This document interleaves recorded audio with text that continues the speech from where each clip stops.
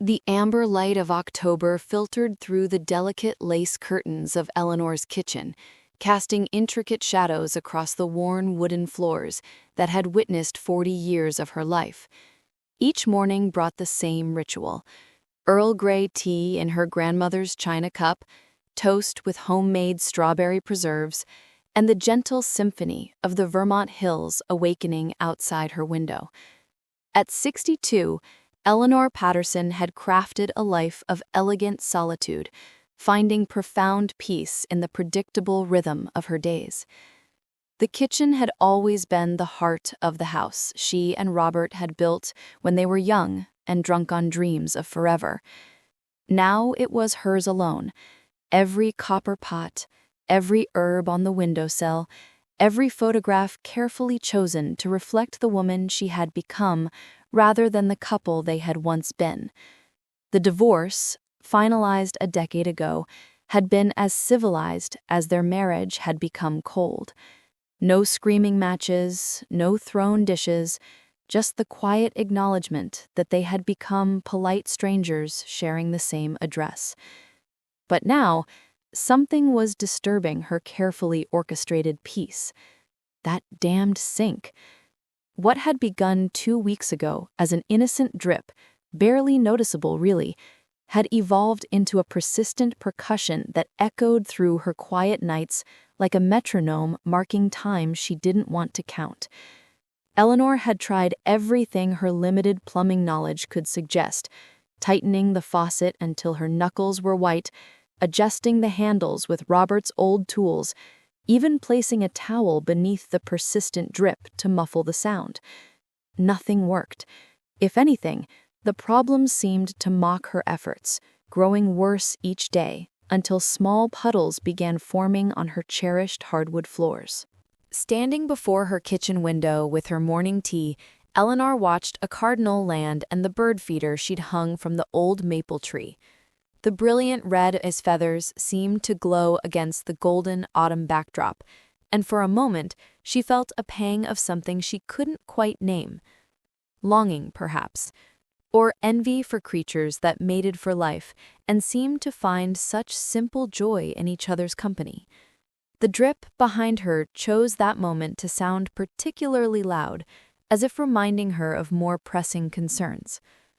"Margaret," she said later that morning, catching her neighbor over the fence that separated their gardens, "I don't suppose you know a good plumber?" Margaret Henley's eyes lit up with the unmistakable gleam of a woman who lived for such opportunities. At 75, Margaret had appointed herself the unofficial matchmaker of their quiet street, a role she embraced with the enthusiasm of a military strategist planning a campaign. "James Whitmore," Margaret said without hesitation, her weathered hands never pausing in their work among her prize-winning roses. "Young man, perhaps 30 or so, but honest as the day is long and skilled with his hands." She paused, giving Eleanor a look that was anything but subtle. "Pleasant to have around the house, too, if you know what I mean." Eleanor felt heat rise in her cheeks. "Margaret, honestly, I need a plumber, not a companion." "Who says you can't have both?" Margaret's laugh was rich with mischief. "Eleanor, dear, you're a beautiful woman in the prime of life. 62 is nothing these days. My grandmother was considered an old maid at 30.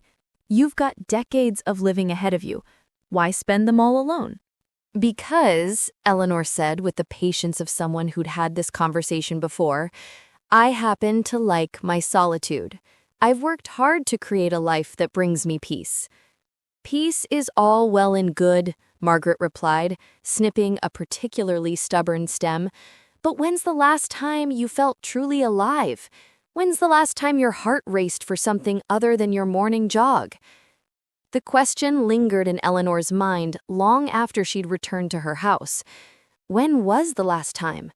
She could remember the early days with Robert, when a simple touch could set her pulse racing, when the sound of his key in the door could make her abandon whatever she was doing to greet him with a kiss that promised more to come. But those days had faded so gradually that she hadn't noticed their passing until they were nothing but sepia-toned memories. She called James Whitmore that afternoon, surprised by the warmth in his voice when he answered. There was something in his tone, a genuine kindness that seemed to reach through the telephone line and wrap around her like a comfortable shawl. "Mrs. Patterson, I'd be happy to take a look at your sink. How about Thursday afternoon around 2? Would that work for you?" His voice had a slight Vermont accent, the kind that spoke of deep roots and generational ties to these hills. There was also something young in it, energetic, and Eleanor found herself wondering if Margaret's description of young meant boy young or man young. "That would be perfect," she said, then found herself adding, "Thank you for being so accommodating. I know how busy you must be."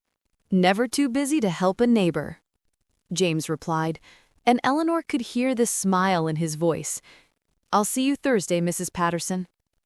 Thursday morning arrived crisp and clear, with the kind of brilliant blue sky that made Vermont autumns famous throughout New England. Eleanor found herself taking unusual care with her appearance, though she told herself it was simply about maintaining dignity in her own home.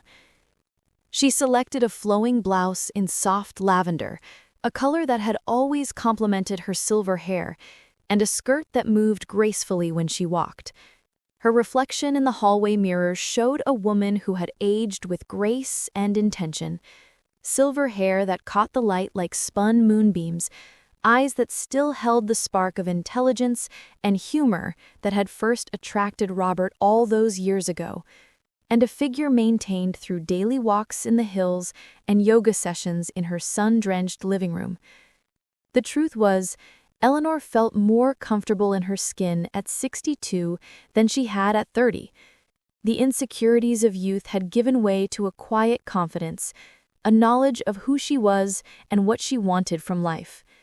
If only she could figure out why her stomach was fluttering with nerves usually reserved for first dates and job interviews. She spent the morning in an unusual state of restlessness, rearranging the flowers in her living room vase, brewing tea she forgot to drink, checking her reflection in various mirrors throughout the house, as if her appearance might have changed between the kitchen and the hallway. It was ridiculous, really. She was simply hiring a tradesman to fix a household problem. There was absolutely no reason for this nervous energy that made her hands shake as she folded and refolded the dish towels. The doorbell chimed at exactly 2 o'clock, cutting through Eleanor's nervous energy like a bell calling her to attention. She had been standing at the kitchen window, ostensibly watching for his arrival, but actually trying to calm the inexplicable butterflies in her stomach. When she opened the door, her breath caught so completely that she had to grip the doorframe for support. James Whitmore was nothing, absolutely nothing like she had imagined. Gone was her mental image of a gruff, middle-aged tradesman with calloused hands and paint-stained overalls.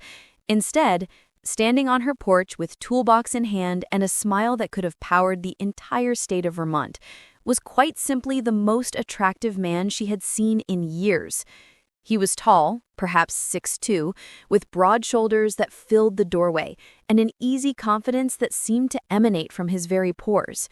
His hair was the rich brown of autumn chestnuts, slightly tousled as if he'd been running his fingers through it, and his eyes? Dear God, his eyes were extraordinary. They were the color of autumn leaves just before they fell, deep hazel with flecks of gold and green that seemed to shift and dance in the afternoon light. His work clothes couldn't hide what was clearly an athletic build, and there was something in the way he carried himself, a quiet strength mixed with genuine warmth, that made Eleanor's pulse quicken in a way it hadn't in years. "Mrs. Patterson?" His voice was even more appealing in person, warm and rich like aged whiskey. "I'm James Whitmore. We spoke on the phone about your sink." Eleanor realized she'd been staring and felt heat flood her cheeks. "Please," she managed, stepping aside to let him in. "Call me Eleanor, and thank you for coming so promptly." As he entered her home, she caught his scent, something clean and undeniably masculine, like cedar and fresh mountain air, with just a hint of woodsy cologne that made her want to step closer rather than maintain a polite distance. He moved with the easy familiarity of someone comfortable in his own skin, his movements economical and purposeful as he took in her home. "Beautiful place," he said, his eyes sweeping over the warm interior she'd spent years perfecting. "These old farmhouses have such character. The craftsmanship is incredible. Is this all original?" Eleanor found herself genuinely charmed by his interest. Most service people were focused solely on the job at hand, eager to complete their work and move on to the next appointment. But James seemed to truly appreciate the care she'd put into preserving the house's historic charm, while making it her own. "Most of it, yes. We restored most of it ourselves over the years." The slip, the reference to "we" when she'd lived alone for so long, brought fresh heat to her cheeks. If James noticed her discomfort, he didn't show it. Instead, his smile grew warmer, reaching those remarkable eyes and creating laugh lines that suggested he smiled often and easily. "That's impressive work. You can tell it was done with love and attention to detail." There was no condescension in his voice, no surprise that a woman, especially a woman her age, might have been capable of such work. The absence of patronizing assumption made Eleanor's shoulders relax for the first time since she'd opened the door.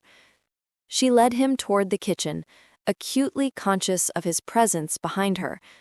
The room that had felt perfectly sized for one suddenly seemed smaller, more intimate, with his tall frame and broad shoulders filling the space. Afternoon light streamed through her windows, illuminating dust motes that danced between them like tiny stars choreographing their first meeting. "The sink has been driving me to distraction," she said, gesturing toward the offending fixture with more dramatic flair than the situation probably warranted. "It started as just an occasional drip, but it's gotten progressively worse. Now it's like having a metronome marking time all night long." James set down his toolbox with careful precision and immediately went to work, kneeling with an unconscious grace that spoke of years spent in such positions. As he opened the cabinet doors and peered beneath the sink, Eleanor found herself studying him with an intensity that would have embarrassed her if she'd been caught. His shoulders moved beneath his shirt with controlled strength as he maneuvered in the tight space. His hands, she couldn't help but notice his hands, were strong and capable, with long fingers that handled his tools with the confidence of someone who had found his true calling. There was something almost mesmerizing about watching him work, the way he approached the problem with methodical intelligence rather than brute force. "I can see the issue," he said, his voice slightly muffled by his position. "The seal on your faucet assembly has deteriorated pretty significantly. It's actually a fairly common problem in houses this age. The original fixtures are beautiful, but they weren't designed to last 40 years without some maintenance." Eleanor found herself leaning closer, ostensibly to better hear his explanation, but really because she wanted to be nearer to him. "How long will it take to fix?" The question came out more breathlessly than she'd intended, and she immediately regretted it. She didn't want him to think she was eager for him to leave, quite the opposite, actually. James glanced up at her, and their eyes met for a moment that seemed to stretch far longer than was reasonable. She saw something flicker across his features. Awareness, perhaps? Or appreciation? It was gone so quickly she might have imagined it, but it left her feeling warm and slightly breathless. "Maybe an hour and a half," he said, his voice carrying a note she hadn't heard before. "I have most of what I need in the truck, but I might need to make a run to the hardware store for one specific part." "Of course," Eleanor said, then found herself adding, "Would you like some coffee while you work, or tea? I have both." As James worked, Eleanor discovered that she had an apparently unlimited capacity for inventing reasons to remain in the kitchen. She brewed fresh coffee, twice, arranged cookies on her grandmother's best china plate, watered plants that were practically drowning from her attention, and reorganized her spice rack with the intensity of someone preparing for a military inspection. All the while, she was hyper-aware of James's presence. She noticed the way he hummed softly under his breath when he thought she wasn't listening. Old folk songs, she realized, the kind her grandfather used to sing while working in his garden. She observed the careful precision with which he approached each aspect of the repair, never rushing, always taking time to do things properly. And she couldn't help but appreciate the way his jeans fit him, or the glimpse of toned forearm when he reached for a tool, or the small sound of satisfaction he made when a particularly stubborn part finally cooperated. "You have a lovely singing voice," she said, during a lull in the sounds of his work, surprising herself with her boldness. James looked up from beneath the sink, and she was delighted to see a slight blush color his cheeks. "Sorry about that, I didn't realize I was doing it. It's a habit from working alone, I guess." "Don't apologize," Eleanor said, moving closer to refill his coffee cup for the third time. "It's nice to have music in the kitchen again. Makes the whole house feel more alive." The admission slipped out before she could stop it, revealing more loneliness than she'd intended to show a virtual stranger. But something in James's expression as he looked up at her suggested he understood, that perhaps he knew something about solitude himself. "Have you lived here long?" he asked, his tone gentle and carefully neutral. Eleanor settled into the kitchen chair closest to where he was working, wrapping her hands around her own coffee mug as if it could anchor her to something safe and familiar. 40 years this December," she said. "Robert, my ex-husband, and I bought this land when we were barely out of college. We were young and foolish and thought we could take on the world with nothing but love and determination." She smiled at the memory, surprised to find it no longer carried the sharp edge of regret it once had. "I suppose we did take on quite a bit, actually. We built this house with our own hands, planted every tree in the yard, learned carpentry and plumbing and electrical work through trial and error." "That's incredible," James said, and she could hear genuine admiration in his voice. "Most people our age wouldn't even consider taking on a project like that. What happened to your husband, if you don't mind my asking?" Eleanor appreciated that he asked directly, rather than dancing around the obvious question. "We divorced 10 years ago. No dramatic story, really. We just grew apart gradually, became strangers who happened to share the same address. He decided he preferred Florida sunshine to Vermont winters. I decided I preferred Vermont winters to Florida humidity." She laughed and was pleased when James smiled in response, the expression transforming his face into something that made her heart skip in a way she'd almost forgotten was possible. "His loss," James said quietly, then seemed to realize what he'd said. He turned back to his work quickly, but not before Eleanor caught the flush that crept up his neck. The simple words, spoken with such obvious sincerity, sent warmth spreading through Eleanor's chest. When was the last time someone had seen her divorce as Robert's loss, rather than her failure? When was the last time someone had looked at her and seen something worth fighting for? Emboldened by his reaction and her own growing attraction, Eleanor moved closer, ostensibly to refill his coffee cup again. As she leaned over him, she was close enough to feel the warmth radiating from his body, close enough to catch that appealing scent of cedar and spice that was uniquely his, close enough to notice the way his breathing changed when she was near. "You're quite skilled at this," she said, letting her voice drop to something more intimate, more personal than their conversation had been thus far. "Do you enjoy the work?" James's hand stilled on his wrench. The silence stretched between them, charged with an electricity that neither could pretend to ignore. When he finally looked up at her, his hazel eyes held a mixture of surprise and something deeper, something that made Eleanor's pulse race. "I do, actually," he said, his voice slightly rougher than before. "I used to have a desk job, insurance adjusting, in Burlington. Made good money, had all the traditional markers of success. But I felt like I was suffocating, spending my days looking for reasons to deny people's claims, pushing paper that never seemed to matter to anyone. He set down his tools and sat back on his heels, looking up at her with an intensity that made her breath catch. This is different. This is honest work. I can see what I've accomplished at the end of each day. I make people's problems go away instead of making their problems worse. There's something deeply satisfying about that. It takes courage to make that kind of change, Eleanor said softly, letting her hand rest lightly on his shoulder. The contact sent electricity shooting through her fingertips, and she felt him go very still beneath her touch. Through the fabric of his shirt, she could feel the solid muscle of his shoulder, could sense the tension that coiled through him at her touch. When he looked up at her, his eyes held a mixture of desire and uncertainty that made her feel powerful and feminine in a way she'd almost forgotten. "Eleanor," he said carefully, his voice barely above a whisper, "I get the feeling we're not just talking about plumbing anymore." Her heart hammered against her ribs as she realized they'd reached a crossroads. She could laugh it off, step back into the safe territory of casual conversation with a service professional.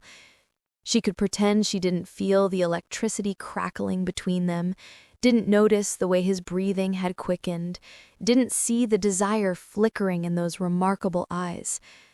Or she could be brave, for the first time in years, truly brave.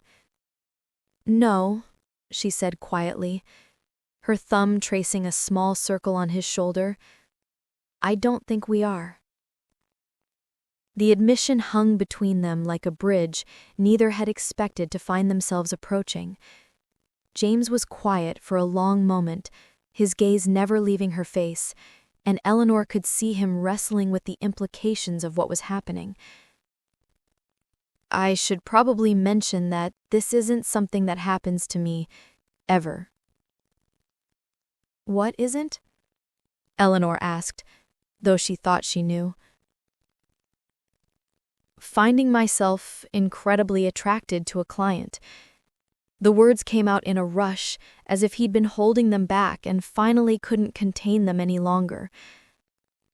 "Finding myself thinking about someone I just met in ways that have nothing to do with plumbing and everything to do with wanting to know what makes her laugh, what books she reads before bed, whether she takes her coffee with cream in the morning." Eleanor felt a thrill of triumph mixed with genuine tenderness for his honesty. Here was a man willing to be vulnerable, to admit to feelings that probably scared him as much as they thrilled her. "And I should probably mention," she said, her hand still resting on his shoulder, "that I don't usually flirt with men young enough to be my son. I don't usually flirt with anyone, actually. I'd quite convinced myself I was past all that." "You're flirting with me?" His smile was boyish and charming, lighting up his entire face in a way that made him look even younger and more appealing. "Terribly," she admitted, moving closer until she was standing directly in front of him. "Shamelessly, actually. And I'm discovering I'm not even sorry about it." James stood slowly, unfolding his tall frame until they were nearly the same height. Eleanor could see the gold flecks in his hazel eyes now, could count the laugh lines at their corners, could see her own reflection in his dilated pupils. "This is probably a terrible idea," he said softly, but he made no move to step away from her. "Probably," she agreed, reaching up to touch his face. His skin was warm beneath her palm, slightly rough with the beginning of 5 o'clock shadow, fundamentally masculine in a way that made her stomach flutter with anticipation. "Are you going to let that stop you?" Instead of answering with words, he covered her hand with his own, pressing it more firmly against his cheek. The gesture was so tender, so intimate, that Eleanor felt tears prick her eyes. "You're beautiful, Eleanor," he said, his voice thick with sincerity. "Really, truly beautiful. Not just attractive for your age, not pretty for an older woman, just beautiful. Period." The words hit her like a physical blow. When was the last time someone had looked at her with such obvious desire, such genuine admiration? When was the last time someone had made her feel desirable, not despite her age, but because of everything she was, her experience, her confidence, her hard-won wisdom, her authentic self? "So are you," she whispered, and then, somehow, she was never quite sure who moved first. They were kissing. The kiss was everything Eleanor had forgotten a kiss could be. Electric, consuming, perfect. James kissed her as if she were precious, as if he'd been waiting his entire life for this exact moment. His hands framed her face with gentle reverence, thumbs stroking along her cheekbones as his lips moved against hers with a passion that took her breath away. Eleanor felt herself melting into him, her hands fisting in his shirt as 20 years of dormant desire awakened all at once. She had forgotten how wonderful it felt to be wanted like this, to be kissed by someone who couldn't seem to get enough of her, to feel desired in every fiber of her being. When they finally broke apart, both for breathing hard, Eleanor's hands had somehow found their way to James's chest, and she could feel his heart racing beneath her palms, evidence that this was affecting him every bit as much as it was affecting her.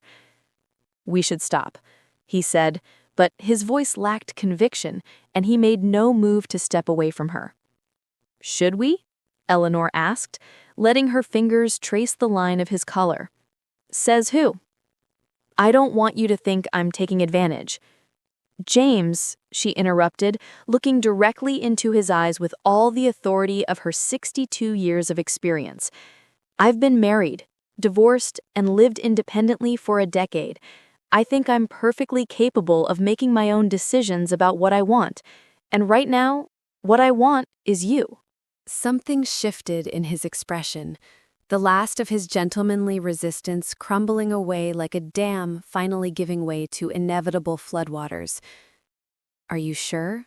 he asked one more time, but his hands were already moving to her waist, already pulling her closer. "I've never been more sure of anything in my life," Eleanor said, and meant it completely. This time when James kissed her, there was no hesitation, no holding back. He pulled her against him with a passion that made Eleanor's knees weak, made her remember what it felt like to be truly desired. She could feel the evidence of his want pressed against her, could taste the coffee and desire on his lips, could lose herself completely in the solid strength of his embrace. His hands moved over her with reverent care, as if she were something precious and fragile. When he traced kisses along her neck, Eleanor couldn't help the soft sound of pleasure that escaped her lips, a sound that seemed to inflame him even further. "Upstairs?" she whispered at his ear, and felt him shiver at the suggestion.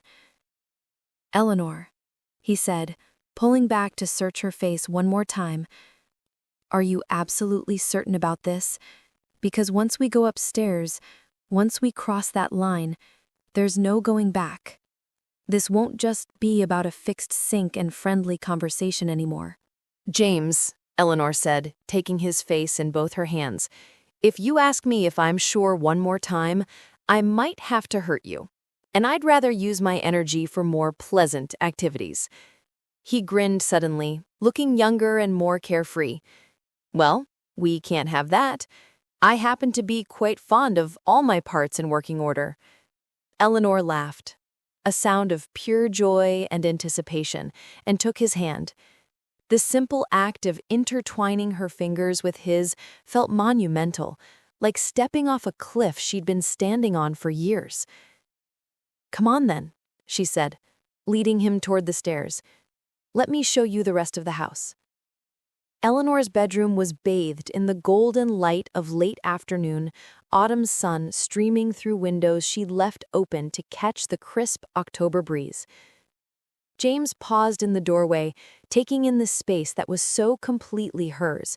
Soft fabrics in warm earth tones, fresh flowers on the antique nightstand, books stacked on every available surface, photographs from travels to distant places during her marriage and adventures she'd taken alone in the years since.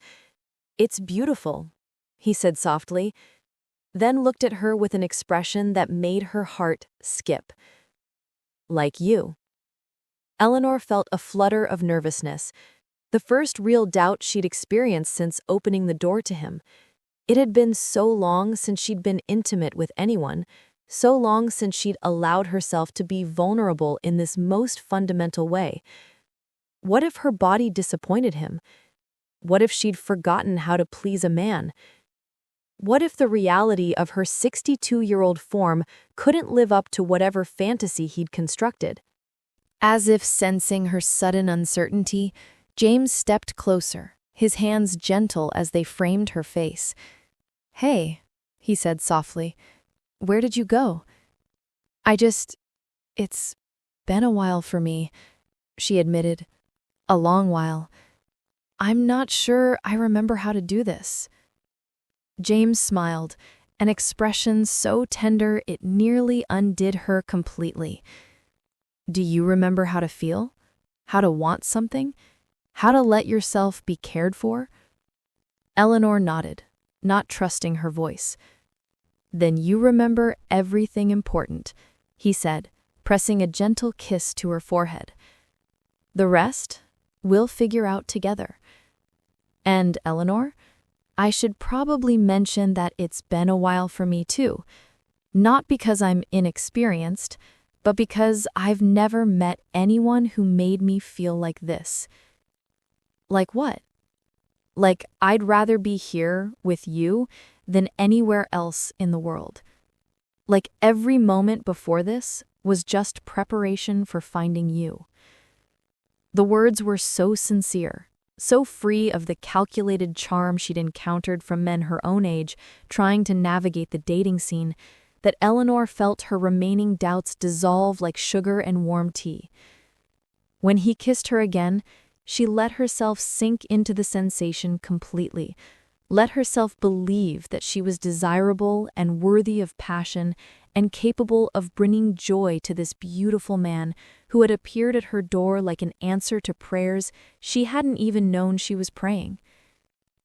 He undressed her slowly, reverently, his eyes drinking in each revealed inch of skin as if she were a work of art he'd been waiting his whole life to see. His touch was worship, his kisses benediction, and his whispered words of appreciation a symphony of desire that made Eleanor feel more beautiful than she had in decades. "You're perfect," he murmured against her throat, and Eleanor actually believed him. What followed was a revelation that rocked Eleanor to her very foundation. James made love to her with a passion and tenderness that reminded her of pleasures she'd thought were lost forever, that showed her her own capacity for desire was not diminished, but merely dormant, waiting for the right person to awaken it. He was patient and generous, taking time to discover what pleased her, what made her arch beneath him with sounds of pleasure she'd forgotten she could make. He found sensitive places on her body that had been neglected for years, touched her with such obvious delight in her responses that she felt like the most desirable woman on earth. And Eleanor discovered that her body, which she'd thought passed such intense passion, was very much alive. Every caress sent fire through her veins. Every kiss left her wanting more. She marveled at the feel of his skin against hers, at the play of muscles beneath her hands, at the way he whispered her name like a prayer when she touched him in return. When he finally joined with her, it was with a gentleness that gradually gave way to passion as they found their rhythm together. Eleanor felt alive in ways she'd almost forgotten were possible, felt connected not just physically but emotionally to this remarkable man who had seen something in her worth pursuing, worth cherishing. "Eleanor," he gasped against her ear as they moved together, "you're incredible. So beautiful. So perfect." She could only hold him closer, could only lose herself in the magic of being truly seen, truly desired, truly cherished by someone whose opinion mattered to her more with each passing moment.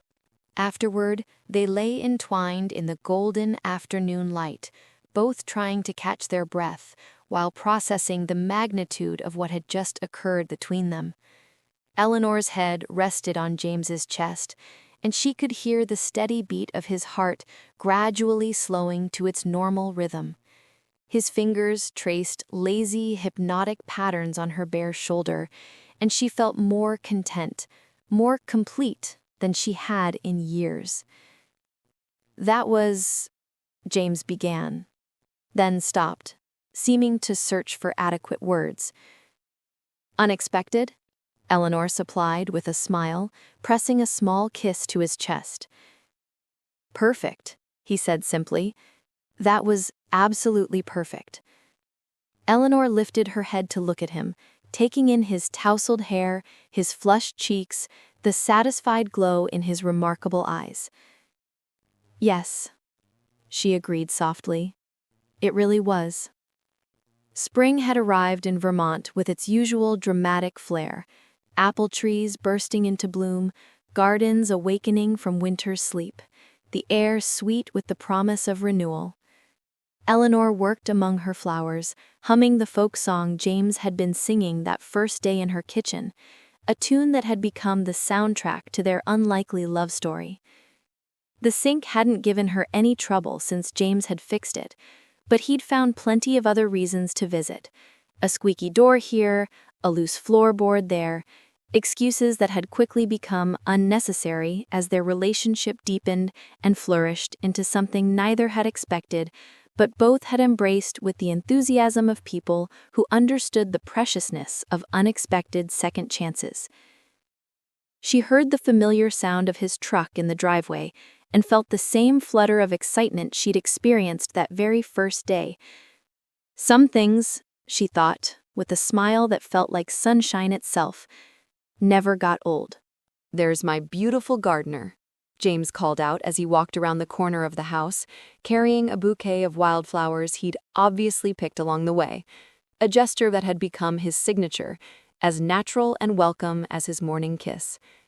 Eleanor stood, brushing dirt from her gardening gloves, and went to him for the embrace that had become as essential to her daily routine as breathing. At 62 and 31, they had weathered the initial stares and whispered conversations of small-town gossip, finding their love stronger than any disapproval. Margaret had been insufferably smug about her successful matchmaking, claiming full credit for their happiness with the satisfaction of a general who'd won an impossible battle. Even Eleanor's adult children, after their initial shock and protective concern, had come to adore James for the unmistakable joy he brought to their mother's life. "How was your day?" Eleanor asked, accepting the flowers with the same delight she'd felt the first time, the 100th time, every time he brought her these simple tokens of affection. "Better now," James replied, pulling her close enough to breathe in the scent of her hair, the garden soil on her clothes, the perfume that had become as familiar to him as his own heartbeat. "I missed you." "You saw me this morning," Eleanor laughed, but she tightened her arms around him because she had missed him too, missed him in the few hours since he'd left for work with promises to return as soon as possible. 6 hours ago, James protested. Practically a lifetime. As they walked toward the house together, Eleanor's hand secure in James's larger one, she marveled at the unexpected turn her life had taken. She had resigned herself to a quiet, solitary existence, had convinced herself that the best chapters of her life were already written. Instead, she had discovered that love could bloom at any season, that passion didn't recognize age limits, that sometimes the most beautiful stories began not with "once upon a time," but with "I never expected." "I love you, Eleanor Patterson," James said softly, stopping on the porch steps to look at her with the same wonder he'd shown that first day, as if he still couldn't quite believe his good fortune. "And I love you, James Whitmore," Eleanor replied, reaching up to touch his face with the same gesture that had sealed their fate all those months ago, leaky sink and all. They were still laughing as they disappeared into the house that had become truly theirs, the sound of their joy carrying on the spring breeze like a promise that love, when it finally finds you, is always worth the wait.